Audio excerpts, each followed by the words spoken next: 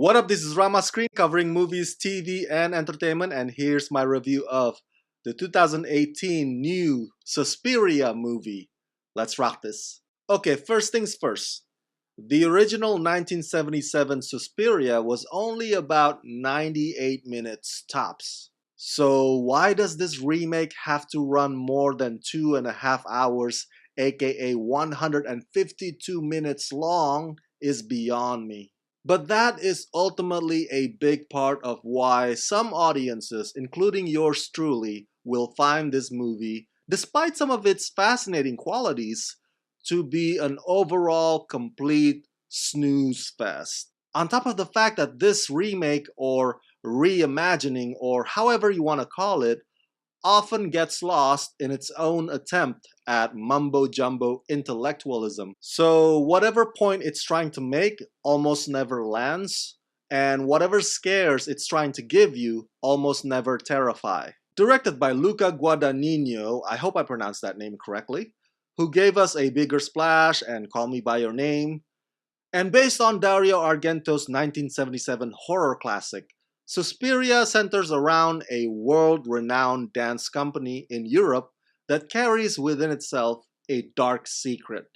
The story involves an artistic director, an ambitious young American dancer, and a grieving psychotherapist as they collide at the revelation that the school may actually be a front for something sinister. Okay, so I saw the old original film back when I was a kid, when I didn't know any better, and when I was easily scared.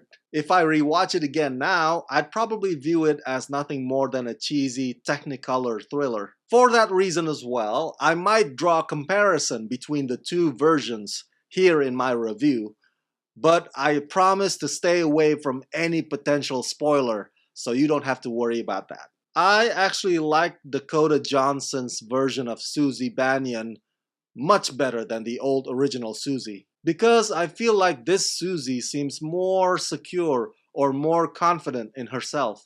I'm generally not a big fan of Dakota Johnson's, obviously because of those dreadful 50 Shades movies. But in this one, Dakota hypnotizes, not only through her difficult dance sequences at which she does absolutely well, but also she holds her own in the most impervious way. Speaking of which, the dances in this one have incredible choreography. If you are into that kind of stuff, then you are in for a treat. Because even I, who usually find it hard to sit through a dance performance art, actually find the dances in this one to be spellbinding.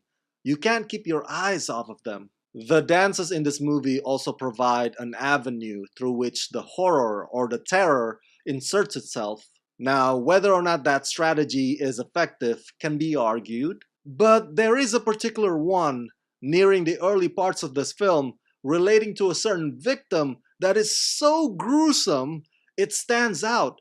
It will be one of the things that you will remember about this movie. Now, I don't understand the creative decision for Tilda Swinton playing the old man Dr. Joseph Klemperer. Some folks out there call it brilliant, but I say, why can't you just hire somebody like Christopher Plummer to do the job? Having Tilda play Dr. Joseph Klemperer only makes you want to see through all that makeup prosthetics to see whether or not you can spot Tilda behind that. But Tilda as Madame Blanc is fantastic. Tilda has always had this commanding presence about her, which makes her perfect in roles of authority, and even more perfect when her character has to experience a downfall. Just as equally fantastic are the supporting cast, which includes Mia Goth and Chloe Moretz, all of whom throw themselves into these roles that clearly demand a lot out of them physically. But again, I stand by my opinion earlier that overall, this new Suspiria is a snooze fest.